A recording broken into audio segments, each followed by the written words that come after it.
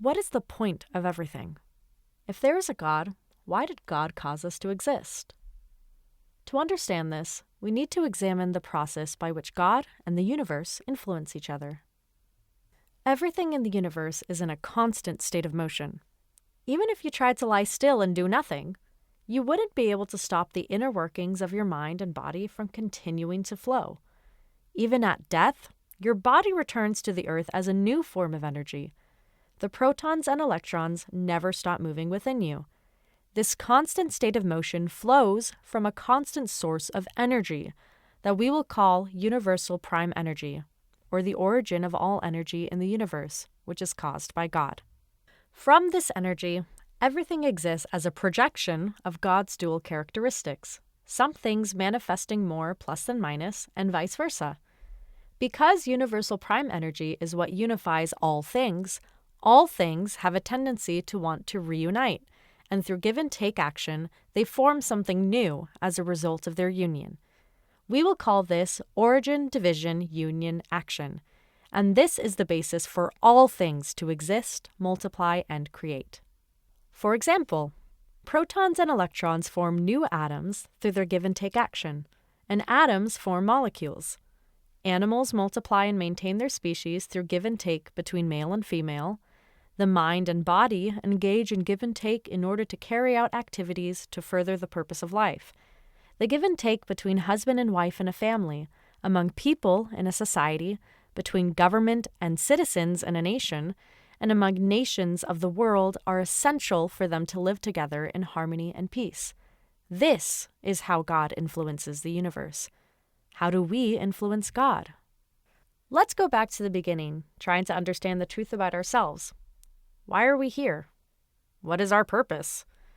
It is important to note that the purpose of anything is not determined by the thing itself, but by the one who created that thing. We didn't create ourselves, so our purpose is decided by our Creator. Is it possible for God to have desires for us? Not only is it possible, it is highly probable, because if human beings can have desires, then it stands to reason that whatever caused us to exist is also able to have desires.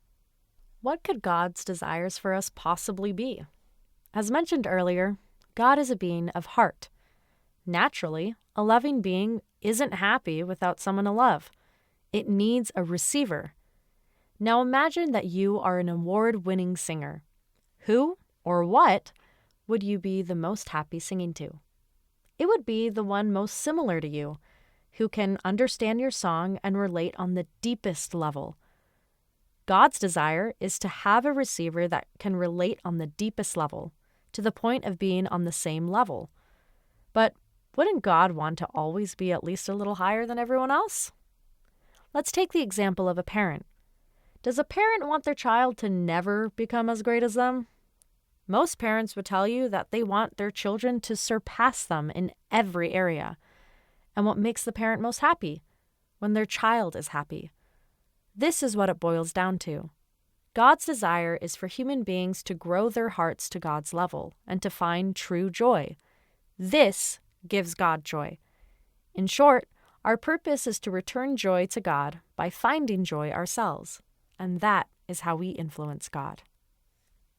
All right, so let's say the point of everything is to return joy to God.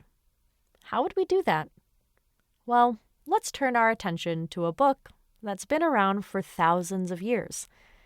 In the ancient book of Genesis, it is written that when God created man, he said, "Be fruitful, multiply, and have dominion over the earth." We've been reading this passage for generations. But let's take a look at it from the framework of this four-position diagram. When it comes to human beings, we can divide all of the possible give and take relationships into three basic categories: our relationship to ourselves, our relationship with other people, and our relationship with everything else in the universe. The first category is to be fruitful, which means working on yourself as a person by getting your mind and body to have a harmonious relationship so you can become mature in heart.